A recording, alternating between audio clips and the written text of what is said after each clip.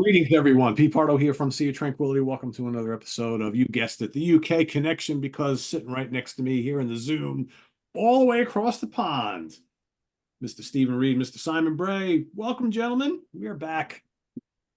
Where else would we be? I don't know. I bet you people miss this, though. I often say all of the above. People write in the comments, I can't believe we had to wait 2 weeks for another UK Connection episode. It's like, well, it comes quickly, right? That's all I can say. Can't have too much of a good thing. That's right. That's right. Imagine if they had to deal with us three every single week. They used to, actually. They love that too, right? So, hey, whatever. We are visiting Album Wars for the first time ever on this show. Is that correct? Yeah, I mean, we kind of do this format in different ways, but it's the first time we've kind of done just a head-to-head, I think. Yeah, Right. Yeah, I would exactly. say so. The Aero Melodic Rock show is kind of like that, but this is definitely putting two albums up against each other. In this case, that I think were a really good match because they were released almost at the same time, give or take a year and a half. Similar in music style and both pretty big albums, especially here in the US, right? They both were pretty big sellers. So, but before we start talking about Bruce Springsteen, Born in the USA, and Like a Rock by Bob Seger, and the Silver Bullet Band, and the E Street Band, because we got two really good bands here. We got some beer to talk about. Simon. We do. This week I have gone for a gift. I love gifts, don't you? Gifts are always awesome. So I've got a La Trappe Trappist triple 8%. I've left the 10% till we do the next album ranking.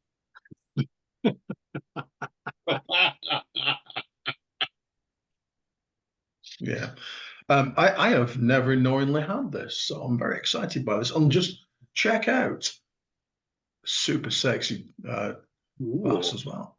I know. In the glass too. Look at that. It looks lovely in the glass. Yeah, that's nice. If you want to send Simon a gift, okay, so. Oh, that is nice. That is nice. That is Henry Winkler like in its smoothness. Yeah. Look, a bit of cultural reference that Pete understands. I know. So yeah, I'm going to give happy days. Yes, I'm going to give that at least 4.25 out of 5. My goodness, nice. That's pretty good. That's a good one. And also, I'm already feeling sleepy, so good times. Let's get the show rolling, right? Stephen, how about you? Clearly, it's been summer weather here because I'm not wearing a balaclava and a parka jacket and things like that this week. So I've therefore obviously gone for a porter. I know it's kind of more of a winter beer, but I could not resist a Chipotle porter. Wow. Okay, so I've never had this before. This is from Wasted Degrees, which is from Blair Athol, just north of Perth. It's a nice little limited edition. I'm just playing at the here, 5%, not 8%, but it does look fabulous in the glass. This is nuts, not mucking about, really not mucking about. It smells fantastic. Sure, that's a little smoky. Oh, there's a little bit of a kick to it. Yeah. There's a bit of heat. That's lovely. That's really good. Well, that's a win. I should have bought more of that. It's a simple answer to that. That's really good. It's a 4.365. I think that's really good. That's lovely. I have, as of yet, I've tried many. I have not yet had a chili infused beer that I've actually really enjoyed. That one sounds pretty good though, because I do like Chipotle, because Chipotle is not too spicy, but a little smoky. Right? What I was going to say is it's underplayed. It's more smoky. There's a bit of a kick to it, but it's not what you're left with. You're left with the flavour of the porter. It's quite chocolatey. It's really, and it's got a good consistency. I hate it when you get a beer that looks like that and then you drink it and it's quite watery. Yeah. This has got a bit of body to it. It's very nice. I'm really impressed. It's very good. Yeah, the last chili infused beer I tried, I went to Zeus Brewery in Poughkeepsie, New York, and I had what I think they call it a habanero mango IPA. And I figure I love habanero because I'm a hot sauce guy. I love mango. I like IPAs. I figured that's got to be a win-win. It's fucking terrible. I couldn't even drink it all. I had to tell you. It was too spicy. Because Oh, if you can have chili in a beer, you're drinking it. You don't want it to be flaming hot. It was way too hot. I didn't taste any mango. There was nothing to offset the heat. I just did not enjoy it at all. So that was a massive fail. But I've had This a is like this is left me with a tingle. tingle is good. That's all you need. Yeah, all you need. It's really good. All right. So my choices today, I'm going to go with Metric from Industrial Arts Brewery in Beacon, New York, just across the river from me, 2 towns over from Poughkeepsie, New York. And this is their Pilsner style lager. So it's Metric. It's the name of the beer, Pilsner style lager, crisp and traditional, 4.7%. And it looks kind of like this. I got it in my Metz glass, and I've had this before. It is a great summer beer. Oh yeah, German style Pilsner, crisp, refreshing, really good. Nice body to it though. Not a watery Pilsner by any means. Easy 4.25. I like this one quite a bit. This is one of those, ladies and gentlemen, you can drink them all day type of beers. Well, to an extent. To an extent. All right. Now to the task at hand. Born in the USA by Bruce Springsteen. And I don't have the hard copy of the Bob Seger, but like a rock. There we go. Nice. He's got 2 copies. Vinyl and cassette. Nice. So, Steve, so we had this matchup picked a while ago, but what was the genesis of us picking these two? Was it because we had some people ask, or I don't remember exactly how it came about? It's a great matchup regardless, but Well, I'll give credit where it's due then, because it's a great matchup because Uncle Simon chose the album. So I will let him explain the kind of premise why these are a good matchup, because they are. I think what happened is I was sulking about never getting to choose anything. And then you just threw me that kind of a sop as I'll just let you have it, We'll even do Bob Seger. That's yeah, I think that's roughly. Anyway, the rationale behind it was, as far as I was thinking, 2 American singer-songwriters that were popular, pretty popular, particularly in America, and how they negotiated the mid '80s. One of them became unbelievably spectacularly popular, one of the biggest albums in the history of the universe. One of them didn't. But your Uncle Simon is a big fan of both. So you were saying, Pete, quite correctly, that generically they're relatively similar singer-songwriter, everyman kind of concerns, but critically, both of them with massive '80s productions. yeah. Yeah. And almost venturing into the world of pop music. I'd like to talk about pop music. Everybody's talking about. Okay, which album would you like to do first, gentlemen? And then I'll do a little bit of blurb about it. Let's Bruce it up, shall we? Let's Bruce it up. Okay, so this is, and I can show it because I have it, Born in the USA by Bruce Springsteen and the E Street Band. And it was released on June the 4th, 1984 through Columbia. It was produced by John Landau, as you would expect, Chuck Plotkin, Bruce Springsteen, and Stephen Van Zandt, or Little Stephen to you and me. And it was mixed by Bob Clearmountain and mastered by Bob Ludwig, which is pretty much the dream team as far as sound goes, especially at that point. Now, as you would expect, the musicians involved are Bruce Springsteen on vocals and guitar, Roy Bittan on piano and synths, Clarence Clemens on sax, Danny Federici on Hammond organ, the all-important glockenspiel and piano, Gary Talent on bass, Stephen Van Zandt on guitars, and Max Weinberg on drums. Now, this album got to number 1. That is Max for you, everybody. This album got to number 1 in the UK, the USA, Australia, Austria, Canada, the Netherlands, Germany, New Zealand, Norway, Sweden, and Switzerland. And at the risk of overplaying just how ginormous this album was, it went diamond in Canada, 17 times platinum in the US and New Zealand, 14 times platinum in Australia, 3 times platinum in the UK, Denmark, and Switzerland, double platinum in Finland and Germany, and platinum in Belgium, France, and Mexico. And clearly the other territories were just not trying hard enough. Because, I mean, I think even somewhere like Norway, it sold 1 million, but they just don't classify, or didn't back then. Supposedly, who knows with these numbers, this album has sold 30 million copies worldwide. I could believe that's probably more. It's probably by this yeah. age. There were 7 singles from 12 songs on this album. That's bonkers. But Dancing in the Dark, Cover Me, Born in the USA, I'm on Fire, Glory Days, I'm Going Down, and My Hometown all got into the top 10 in the US. That's just wild. Only 4 did likewise in the UK. Dancing in the Dark, Born in the USA, I'm on Fire, and My Hometown. The latter of which admittedly had the double A side of the absolutely fucking awful Santa Claus is Coming to Town. So I've decided that that one doesn't actually count. But putting that to the side, this is Born in the USA by Bruce Springsteen and the E Street Band. Yeah, you're right. You couldn't escape this album here. Could not escape. Oh, yeah. No, yeah. What do you think of it, Simon?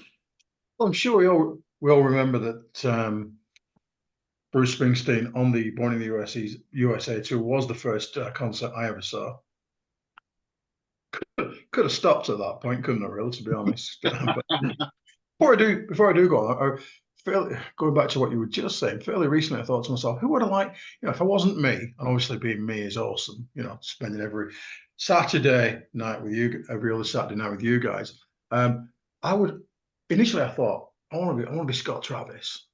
How cool must it be to be Scott Travis?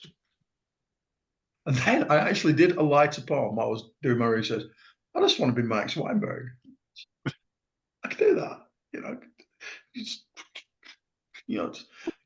so fucking cool. So much power from not the biggest drum kit in the world. No, yeah. It's like he's got a little kid's drum kit, hasn't it? You know. Yeah.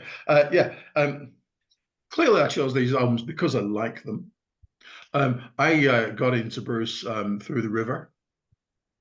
The River album. It's a bit of a sprawling kind of record, isn't it? You know, it really goes all the way around there. So I love The River, I do have to say. But he had a big hit in America with Hungry Heart, didn't he? Mm-hmm. First big hit. And I think clearly the guys at Columbia said, "Hey, Bruce, we want some more of that shit. Write us some hits, please." And by Jove, he did, didn't he? Yeah. He really did. But it's such an interesting album because lyrically it's quite dark in places, isn't it? Well, like throughout, you know, it's basically commenting on the 80s, which weren't the greatest time to be alive, certainly not over here. You know, we're closing everything down over here. You know, I remember going to university and wandering around the Rhondda Valley thinking, where's everything gone? And, you know, I'm guessing it must have been like that. Certainly wherever Bruce hung out in America. There was a controversy over Born in the USA. Actually, that's not an overly patriotic song, is it?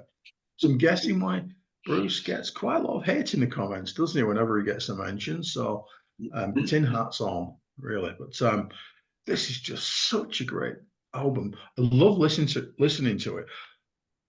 And even while I'm listening, I'm thinking, wow, this really does sound like when it was made, but I kind of don't care. I really don't care. The songs are so great, you know.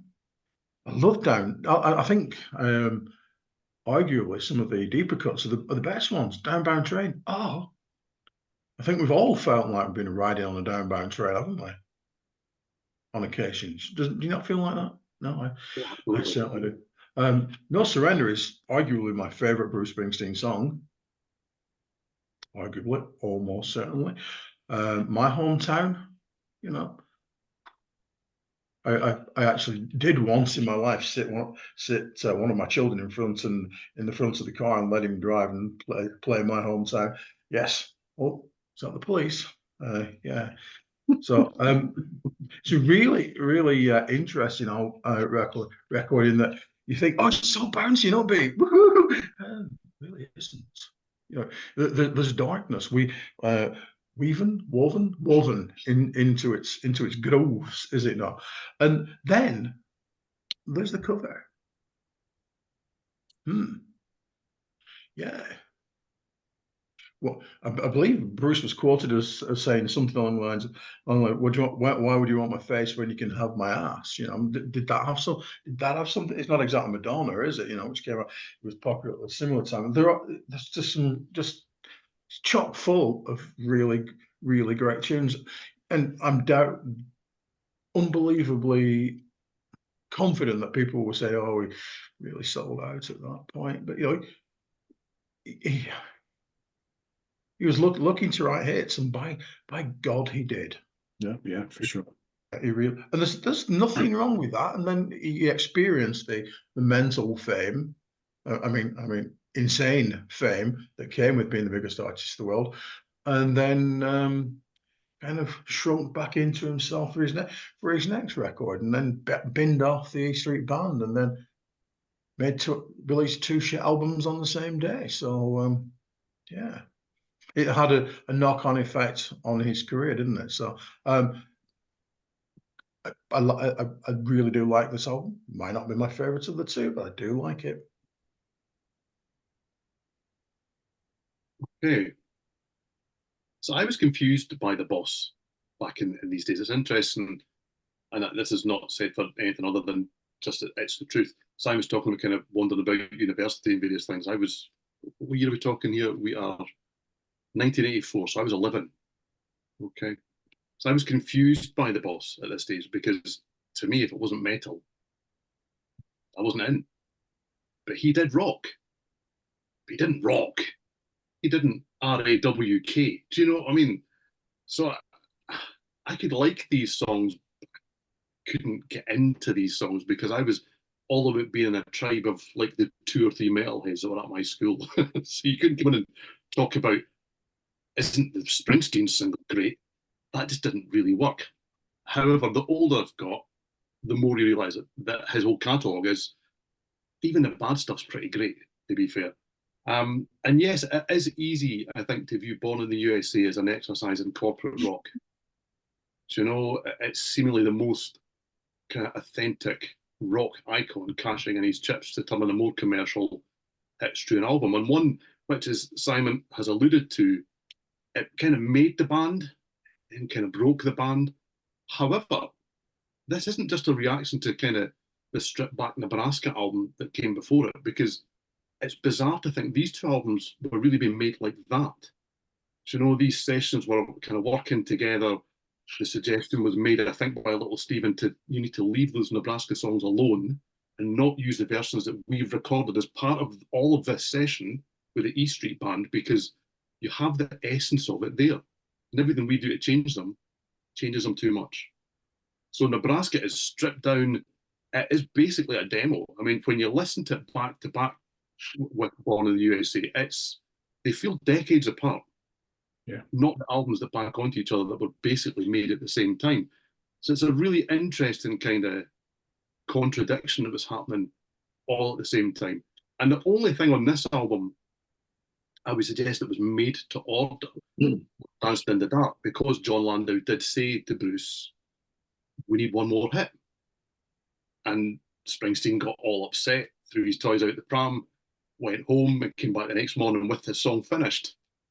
It's not a bad night's work, is it really? But there you go. I mean, with hindsight, lyrically, this is anything but. But the whole album is just a little bit too upbeat for its own good when you listen to it now. But then you contradict that with the lyrics, and it's just such a clever balance between the two, because you could have massive hits but still make kind of poignant remarks on society, whether people agree with them or not. Not interested in politics, guys. I'm really not. This is not why we're doing this, but there you go. Yes, the title track must be one of the most misunderstood and probably misused songs in the history of rock, but that's an anthem. It's an anthem to end all anthems. It's memorable, it's singable, it's hook laden, it's made to punch the air to. that it's a protest song kind of gets lost in very clever songwriting, because that's what it is. And it took that message to everybody. Not everybody took that message. Cover Me, that's got a great kind of dancing feel, some cool guitar licks. One of those deceptively intricate drum beats from Max Weinberg. You listen to him and he just looks like he's going, man, oh man, can the guy play? I mean, he can play. And how he manages to play these things whilst looking like he can't. Because you watch him play and you think, he looks like a complete doofus there, you know? But I tell you what, he's the best drum playing doofus ever. It's fantastic. Oh, that he is. Yeah, yeah. A good drummer. So, really. And nobody can kind of ho and whoa like the boss. It's just, it's really, really nuanced stuff, because this was crafted. This took hours and weeks and months to put together. Then you get things like there's a metal clanking percussion in Darlington County, and that signals that we're heading into that kind of working class blue collar territory. Do you know what's more blue collar than having a big sha-la-la chorus? You know, we're really signposting what's going on. Working on this highway, I mean, that's got deep cut written all through it, but it's more authentic, it's more old school, it's really, really good. Until those massive Dire Straits keyboards come along and kind of go, for some strange reason, but there you go. Downbound Train, just another phenomenal deep cut. And then side one closes with I'm on Fire, which is remarkably uplifting for a downbeat song. So, you know, I mean, it's an interesting, there's a couple of songs in this album where the keyboards sound like they're desperate to fall out of tune at any second. And this is one of those where you just kind of, it always kind of catches me unawares, even when I listen to it now. But I mean, if side one is stellar, side two is just phenomenal. I mean, No Surrender kind of has a bit of a Born in the USA light feel about it. But those signature piano chords in Bobby Jean, drums, it's a little bit more urgent than they strictly need to be. That's why it works. Great sax solo, and I'm Going Down. It's just everything's here. All of the boxes are being ticked in the right kind of way. But it's the closing trio for me that show the depth that's here. There's no late album slide. Glory Days makes its kind of own bid to be the most memorable song on the album. Dancing in the Dark fills its brief. It's smooth, it's catchy, it's ripe for the mainstream. But then you close it with My Hometown.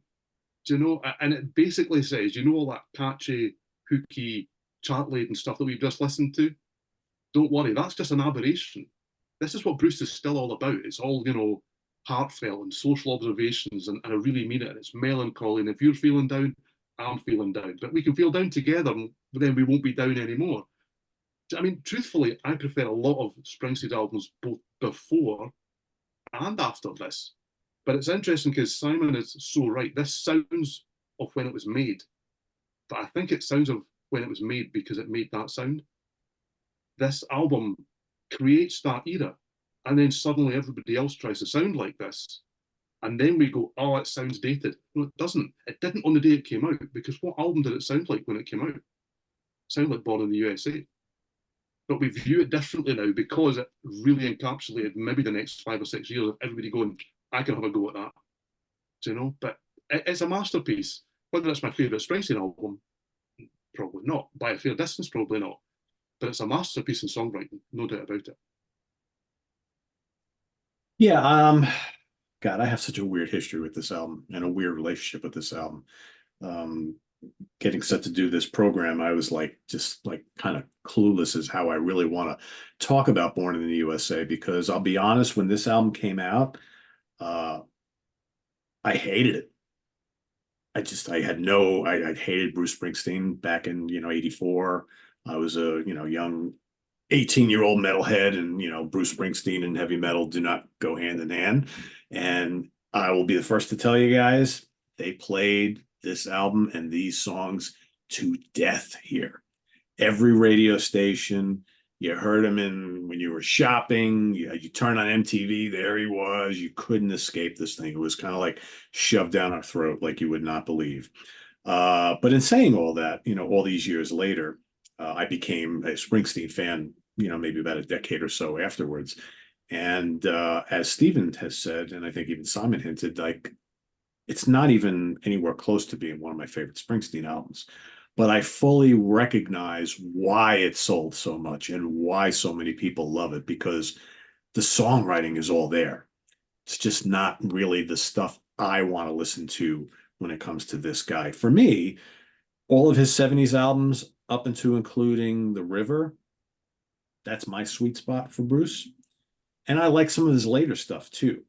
This to me is, again, for me, it's suffering on the overplayed factor quite a bit. But even before it was overplayed for me, it wasn't one of my favorites. But, I do want to kind of point out what I do really like about this album.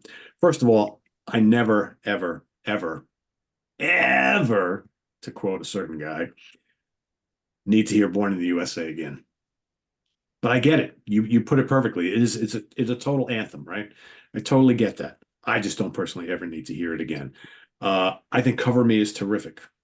Could be my favorite song on the album. That and No Surrender are my two favorites. I think they're both great songs. I like that we hear some Bruce guitar on Cover Me, which, when he gets down and plays, really good player.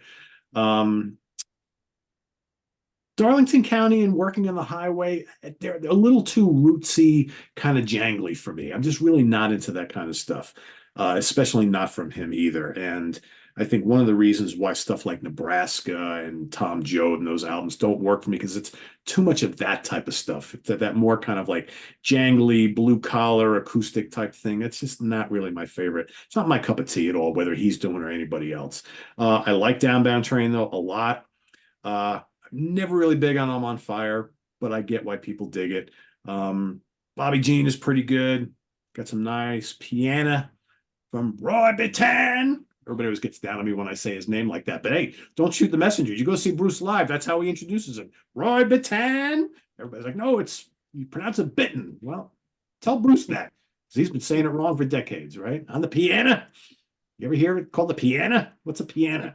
The piano, Bruce. Come on. Great player, by the way. All these guys in this band are just absolutely terrific. All these guys are terrific. I'm Going Down. That's fun. And along with the title track, I never need to hear Glory Days again. That I think was played more on the radio here than anything else.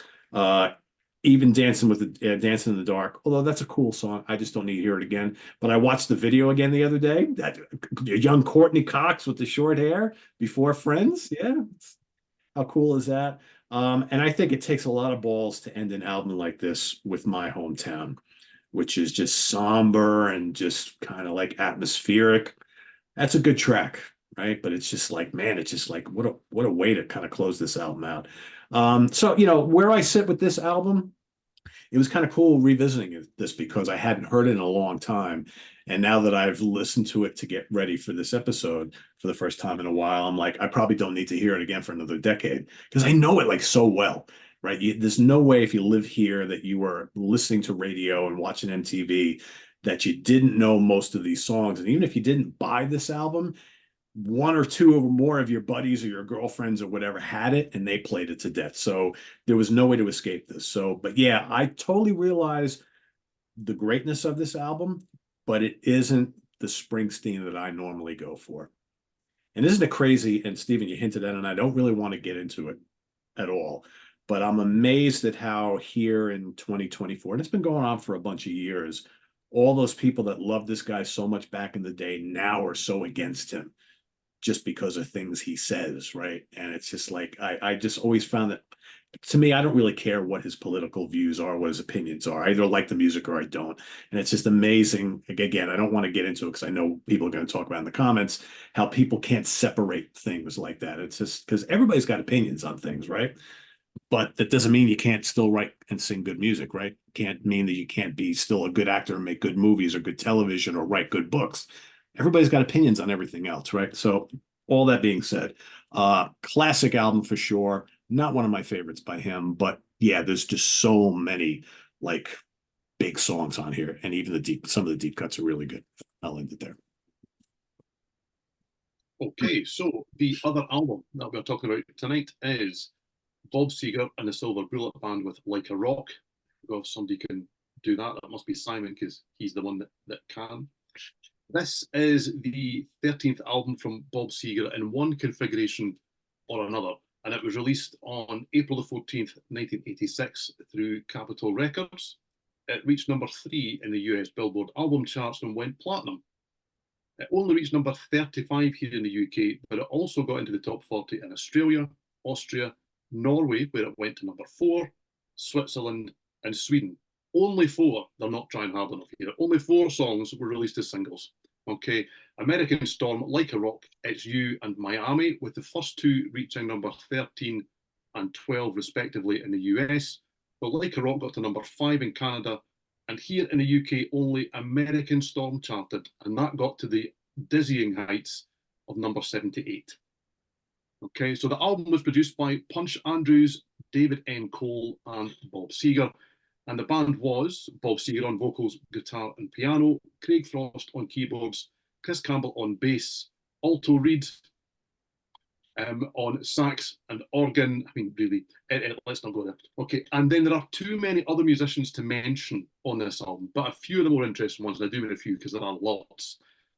Rick Vito, who was also in Fleetwood Mac for a little while, Dan Huff from Giant, Don Brewer from early days of Grand Funk Railroad, Don Henley, Timothy B. Schmidt, the Weather Girls. Okay, now really, there were so many guest musicians when I looked at this that had guitar and drums and keyboards and horns and backing vocals that I find it quite difficult to work out what the 4 guys that I mentioned earlier did. Or what they did that made it onto the record, because there's about 20 other people that are credited as doing different things on this album. It's fascinating how these albums come together, and this is not alone. So many albums by bands and artists that we love have that amount of people involved in them. But anyway, it's almost like it wasn't really the Silver Bullet Band, right? They're on the cover, but it's like Craig Frost was a member of one of my favorite bands of all time, Grand Funk Railroad. Fine organ and keyboard player, and then like every time I'm like listening to this album, I'm thinking, is that really him playing that? I don't know. It's yeah. So there we go. That is Like a Rock by Bob Seger and the Silver Bullet Band. I was actually surprised that this album wasn't a bigger seller than it actually was, because I think at the time I always felt like this was a pretty massive album. But then still a big album, especially for him, but not even close to, the success that Springsteen had, even though this is similar type stuff. I guess I always had this impression that Seger was much, much bigger here than he actually was. Strange. Don't know. Thoughtful face from Uncle Simon there. He never was particularly big over here either, was he? It's just, but he's certainly one of my favorite artists. Yes, he is. I would point out that alto Reid plays like quite a shitload of sax on this, which always goes down well with your Uncle Peter, doesn't it? Saxophone, yeah. Just not enough harmonica on this one for me. But if you wonder, if you keep the sax, ditch the harmonica. That's my motto. There you go. If and I'm sure that just between us three, we all believe in climate change, don't we? We know it's a thing. This is what's killing the planet. Her product. That's what's doing it. Jesus Christ. Whoa, look at that. Oh my gosh. Yeah. That's some feathered action right there, boys. How many cows were killed for these clothes? Jeez. Oh my gosh. That said, I wholeheartedly love this record. I really, really, really love it. There's that question answered, then, isn't it? And yet, part of me thinks, it could be one of those albums that's a bit shit, but I love it.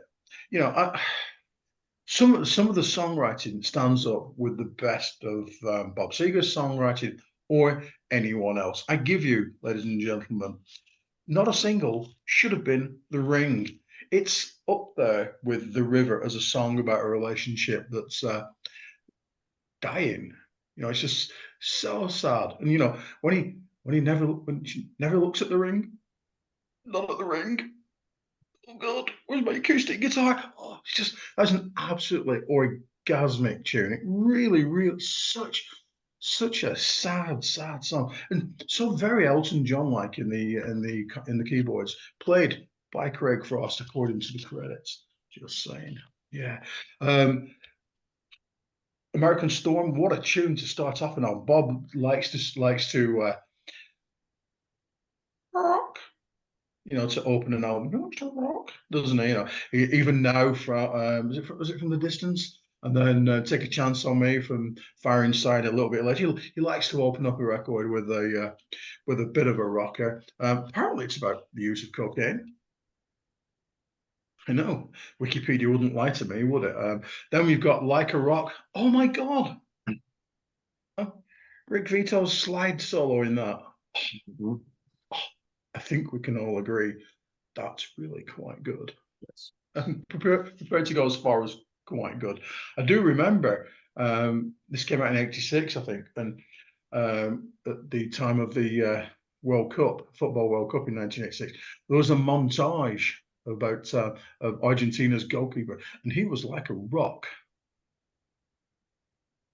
And I nearly creamed myself when they used Bob in that montage. It was great, really great. Miami, it's about the hopes and dreams of immigrants. You just can't see that being written now, can you? In the current climate, with such an upbeat kind of production as well. Woo. I'm really sorry. I've got to stop you, Simon. I've got visions of you creaming yourself over Des Lane. Yeah, all of this. And yeah, wasn't his big hit of the time Shakedown, which isn't on this album, which is on the CD issues, which is fucking terrible. Oh my God, it's awful. Jesus wept. That was a number 1 hit, and that was terrible. And some of the songs are Tightrope, The Aftermath, so synthy. You think probably didn't need to do that. But you've done it quite well. But just if you'd kept that kind of like rootsy production thing that you had going, and then you've got Somewhere Tonight at the end. Oh, so sad. This is, and I'm not ashamed to say it, one of the albums that I've listened to most in my life. Had it for 40 years, loved it for 40 years, mainly on this very cassette. Mainly. But, recently on this very long playing 33 record. Just a great record that it didn't sell that many copies comparatively speaking. Now, is it because they look ridiculous on the cover? No, it's not. It's not. I can't imagine that cover helped. No. I really can't, because there are what I would have thought two, 3, 4 real potential really big hits on there. Or do people think, well, we've had one singer-songwriter, and Billy Joel's minding a similar theme, isn't it? Theme at the same time. We'd start enough room in my collection for all this. I had enough room for all 3. Got to throw John Mellencamp in there as well, right? Because he was. Yes, there you go. Jackson Brown. There's Tom Petty, right? Tom Petty too is probably not enough room for all of them. That's a good. And certainly not over here. Yeah, that's true. So Simon, I'm curious, how many miles in various automobiles did that cassette travel? Oh, thousands. On all the cars that I had until they stopped putting cassettes in cars. And then one car that I had after they'd stopped that, and I had to have a shitty car for a while. So yeah. Now streaming, but I've got the record player upstairs and downstairs. It still gets lots of hammer. There you go. I hope that even though you're streaming now, you still take the cassette into the car with you just for authenticity. Oh, sometimes I take the vinyl, just stick it there on the passenger seat. I'll take Bob and the boys with me. Yeah, it's like that. Me and Bob. You need to do like what Jamie Laszlo does. You need to like a now playing sign and put it in your car. And then even though you're streaming an album, you just bring the album, put it right there. So as people drive by, they'll see the now playing sign in the album. And they'll think, "Ooh, he's got some kind of neat setup in his vehicle. Look at that." My new car's got a sunroof. I've never had a sunroof before. And let's just say, whilst it's sunny at the moment, everybody knows what Simon's listening to. There you go. That's the way it should be. Is that because you've got a full-size mannequin of Bob Seger poking out the top? Well, you know, I've got John Parr in the back. Sometimes I'll let him out as well. So, Yeah, no, John Parr's in the boot. He's in the boot. of course, duh. Yeah. I was in the cupboard tonight. Sorry. Yeah. So yeah, I love this record. I genuinely do. Okay, so you've touched on the cover, Simon. Can you hold the cover up for me, please? I can. Thank you. Because do you know when there's a new like US sitcom comes out, they have these really kind of set photo shoots where you think nobody actually sits like that. Well, that's the Golden Girls right there. That's what that is. Look at it. That is just absolutely terrible. We're all saying, "Oh, I can't believe how few albums this sold." This went platinum in the US with that on the front. I mean, look at them. I mean, what is Bob doing? What's this? What's this about? What is he actually doing? I'm almost expecting Michael J. Fox to pop up in the background or something on there, right? Well, Bob's mansplaining something, isn't it? Also, Simon's got Prezi. No. Close. Oh, Simon's got Prezi. Yeah.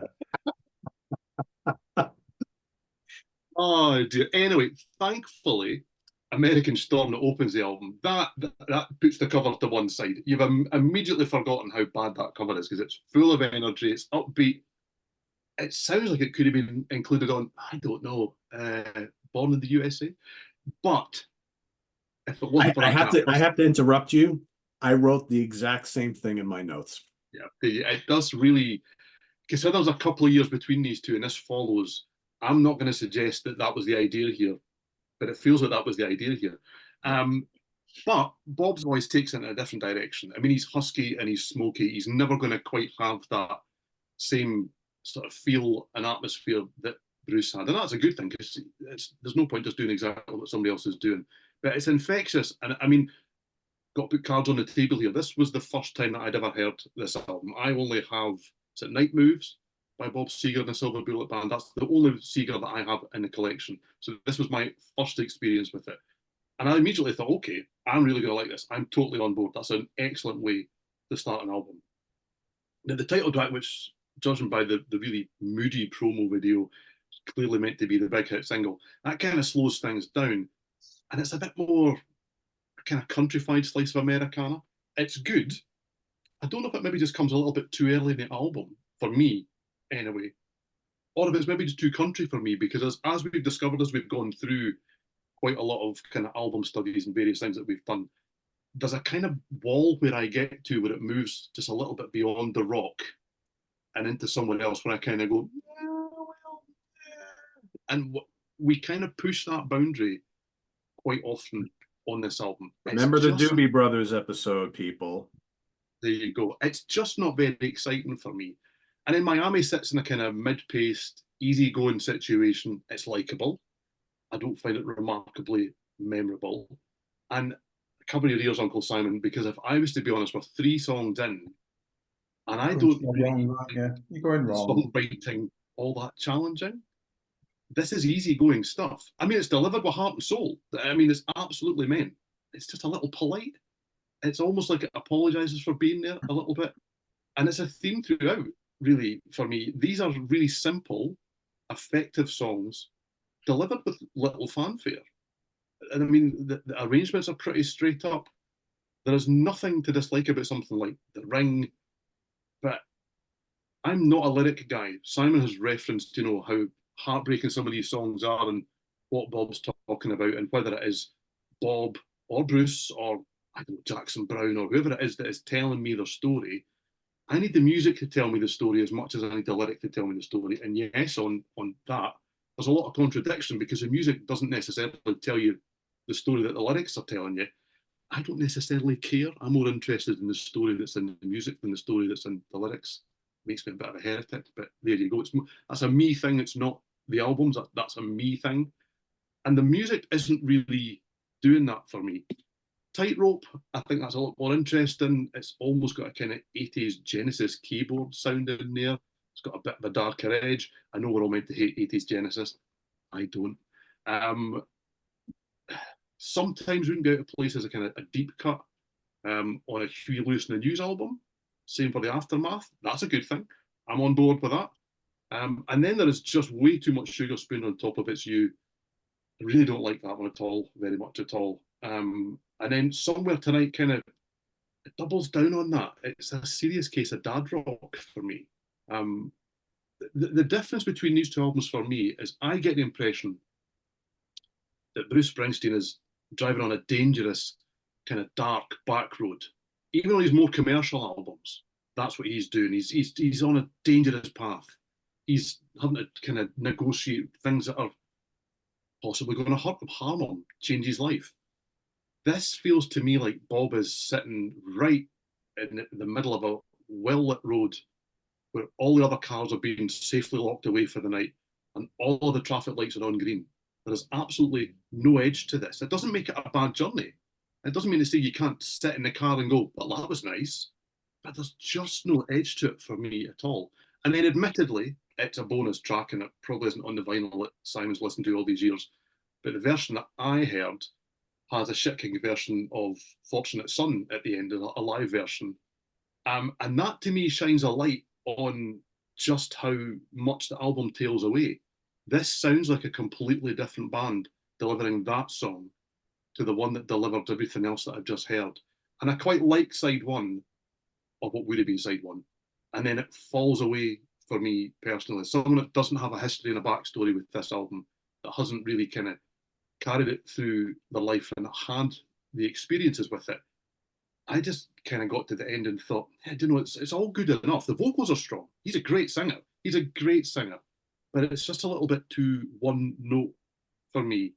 And I'd go as far as to say it's a little bit too one-dimensional. Now, for balance, because I don't know a lot of Seger's catalogue, I did then go and listen to The Distance, which came out in '82 from Bob Seger. That's much better to my ears. That album has much more kind of heart. It feels like he means it in a way that it made me think that they don't on this album. It's a strange kind of journey for me. I don't dislike this, but it's not something that I would need to listen to again. Yeah, like Steven, I've never owned this album, and though I've heard bits and pieces of it over the years, this was my first time actually listening to this whole thing as a whole from start to finish.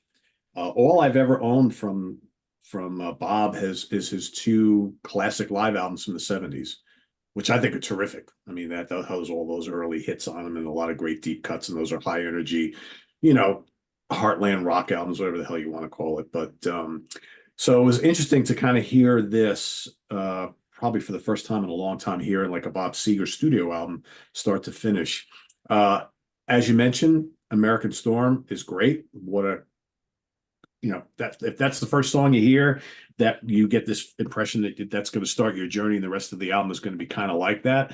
It's not quite that at all. The title track was played here on the radio quite a bit during the day. I always kind of like that song. It's like this kind of bluesy heartland rock track. The slide guitars, terrific, great vocals from Bob. I don't know, Miami in the Ring, they don't really do a lot for me. It's kind of like you mentioned, Stephen. It's really laid back, not a lot going on, having a hard time holding my attention. But there's some great piano and keyboards on them. Again, whether it's Craig Frost or someone else, I don't know. I really like Craig Frost's keyboard playing. Like I said, with Grand Funk, I thought he was great. He played with the Silver Bullet Band for a long, long time. I really like Tightrope. Again, the up-tempo stuff on this album, I think, is very, very good. I think Tightrope is one of my favorite, might be my favorite song on the album, other than American Storm. The Aftermath is also good. The Rockers, I like a lot. And I think Bob's aggressive vocals on that, really, really good. Good guitar work on there. Sometimes is another one. I like that too. But It's You is as bland as it gets. And Somewhere Tonight, whew, that's, to me, just boring beyond belief. I was like falling asleep during that one. I also think that the cover of Fortunate Son is really good. But it just goes to show you that, they are known here in the States as being one of the best live bands from this era. So I think maybe there's just, this album, again, without knowing a lot of the history here, that they or the record label wanted an album full of hits and like, yeah, you guys are a great live band and all that kind of stuff, but we need some hits. And this album did pretty good. Wasn't a gangbuster like the Springsteen album, but I probably want to go and revisit some of the albums that came before it, the other studio albums, because I think that what I like on this album, I do like quite a bit. So for me, it's like half of this album doesn't really work for me. The other half I think is really, really good. So yeah, that being said, we probably should move on to the finale of this episode to figure out just where we sit. This is kind of tough for me. Yeah, well, I mean, the whole premise is, which album do we prefer? So as we say, like on the Melodic Rock Show, if you had to take one of these albums, you had to ditch the other one. Simon, which would it be? Well, I really don't know. Just you couldn't work it out. I've got two copies of each.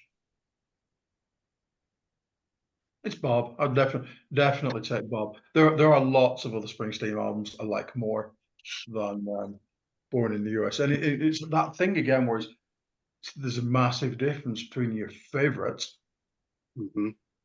and the best. It's not the best Bob Seger album by a very, very long stretch. But it's That's what I was going to ask, actually, Simon, because you're definitely more steeped in him than I am. So where should I go? What should I listen to? Against the Winds, bit yeah, that was a big one here. Okay. Distance is great. Because there's enough there to make me think that there's going to be one or two albums out there that I'll really like. Does that make sense? Practically anything from the 70s is okay. Proper Heartland rock, and yeah. Well, I think it's pretty obvious where I land as well. I land. I'm with Bruce. Not one of my favourite Springsteen albums. Arguably, it wouldn't be in my top 5. It might not even be in my top 10. He's released that many albums over the years, but it's a clear winner for me out of these two. You were a little bit more torn between the two, I think, there, Pete. So, what would you go for? Before I give my decision here, Stephen, I know you're not a big fan of live albums, but go check out Live Bullet and 9 Tonight from 76 and 81. Those are his two classic live albums. That will give you a great cross selection of some of his greatest stuff from the first album up to including Against the Wind. Both are really good. There's not lots of jamming and all that kind of stuff. They're just high energy. Yeah, at the risk of going off on a tangent, because somebody picked up on the live album thing on a different show. I love a live album. I love a live album. But I love a live album in context, in the sense that some live albums are the one that kind of make a catalogue and all that sort of stuff. And back in the 70s, there was an event, and you tended to find, although there are things like Made in Japan, where a band would just, cram their best songs on there. And you've got a great album. And yes, it would be a phenomenal guitar solo, whatever it may be. I'm not one for a sprawling live album where you get like 3 songs across like 2 sides and all this kind of stuff. But so these are not that. So that's why I think you would really like these. Yeah. The live albums have been cheapened in the last 20, 30 years because there's one. I would agree. I would agree. There's only one song that I think that crosses over between the two. They both Guillotine do that proper thing like a live album. She does and put an exclamation point on part of his catalogue. They are both brilliant. 99. It's a great point. So you get 2 totally different live albums that really represents what was so great about his music in the 70s. That's a good point. Yeah. Cool. That's my homework. There you go. Thank you. All right. So, well, one album, like I mentioned before, I kind of give it away before. This is what it is. I fully get it. Do I really need to hear this ever again? Maybe not. Considering I've only been listening to Like a Rock for the last couple of weeks, I don't really know it all that well. So if I had to pick one of these, I'm going to go with Like a Rock because it's fresh for me. I still want to hear some of these songs again, and maybe I'll even like the couple of songs that I really don't give a shit about at all.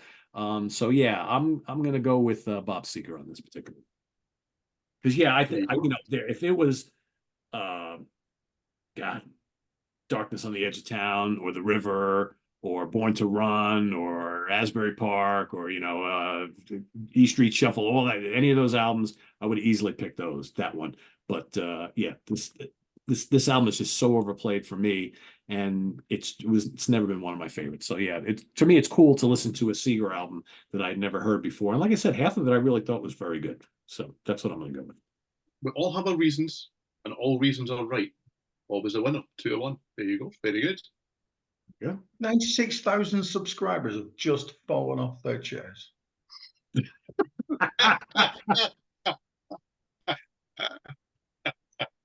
They're actually happy because they're like, good for you, Pete and Simon. Don't vote for that Bruce guy. No, don't do it. Commie. Fucking commie. Let's not blow it now. Be politics free. Stop it. Don't do it. I will go on record saying I like Bruce Springsteen, right? So I don't care about all that stuff. But yeah, whatever. People are gonna do what they want, say what they want. That's all there is. So anyway. Absolutely. So Bob Seger is our winner today in our first official inaugural album war here on the UK Connection, but we're going in a different direction next time. Stephen, you want to give everybody a little taste of what to expect in 2 weeks? We are revisiting the past on our next show in 2 weeks' time. We did this a while back, where we went back and kind of looked through the albums that we had loved from a year. Last time we did 2010, so obviously we're going to do 2011 this time. We're going to go back and look through our end of year lists and see the albums that we loved, and see if we still love them, and see if there's albums that we maybe love more from that year or less from that year. It was a very interesting and enjoyable kind of process to go through, because I think that we're all kind of guilty of compartmentalizing years, moving on, and maybe just picking out 1 or 2 albums and forgetting about the rest.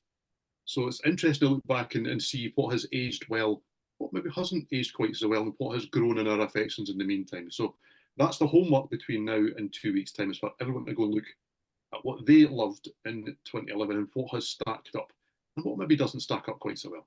Yeah, it's a really cool concept, and it's been interesting because we revisited this across a couple of shows on the channel recently. So upcoming on Tuesday on In the Prog Seat, we kind of did the same thing for 2004. So again, for someone like me, and these two gentlemen here as well, who review stuff, and that we've been doing so for a long time, we can easily go back and see what we pick were our favorites from a specific year back during that year, right, or at the end of that year, but that was a long time ago. So like for the 2004 episode that's upcoming on In the Prog Seat, I went and looked what I picked from 2004, 20 years ago, and thinking, yeah, no, doesn't really jive, right? So, and I'm going to be doing it again in June, right? Because I'm going to be doing my favorite albums from 2004 and 2014, doing like a top 15 of each year. And yeah, what I feel today does not jive at all with what I was picking 10 and 20 years ago. But that's the way it goes, right? It's just, I mean, Stephen hit the nail on the head. You latch on to a couple, and the rest you kind of move on from, and because you're in our case, we're reviewing stuff because that's what we do.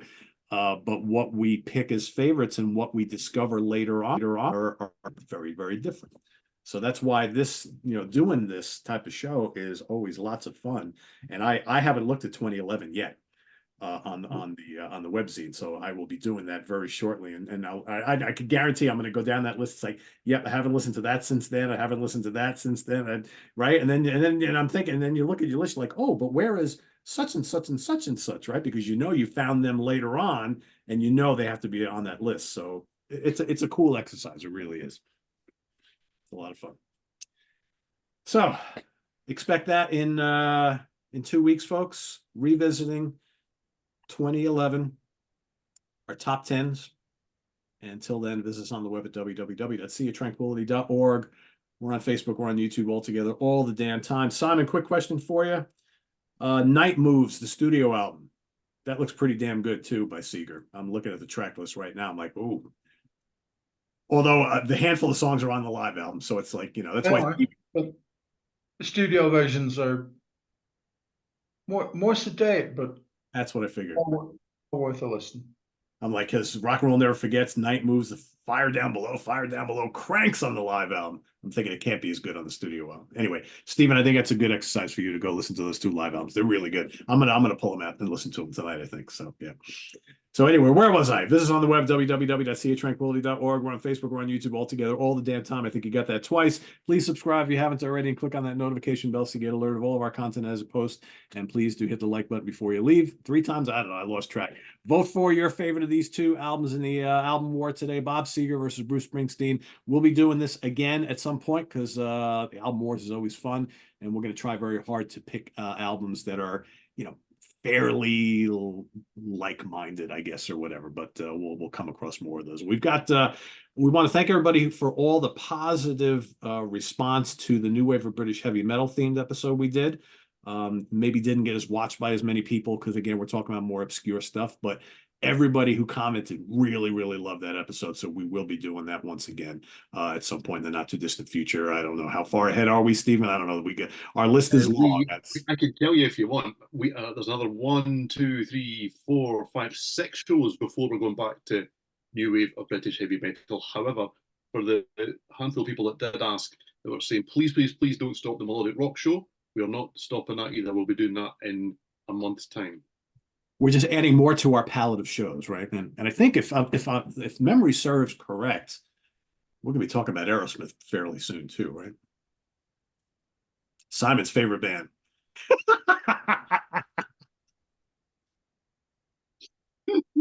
Bring out the strong beer, Simon.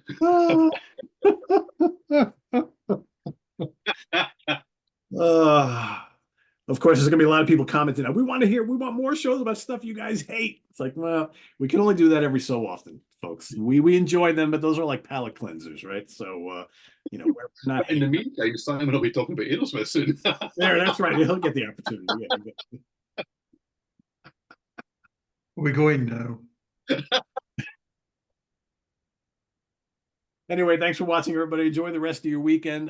Stay tuned. In just a couple of hours, Rich Catino is joining me. We'll be doing episode 3 of our new wave of traditional heavy metal primer series. We've got 5 additional bands to talk about. If you want to hear about some great new up and coming heavy metal bands that play in the traditional 80s style, that's coming up in just a little bit. And then tomorrow I will be ranking the albums of Firefall along with Grant Arthur. So that's what's coming up here on the channel. Till then, for Simon Bray and Stephen Reid, I am Pardo. See you back here in 2 weeks on the UK Connection. Be good, everybody. Enjoy the rest of your weekend. Bye-bye.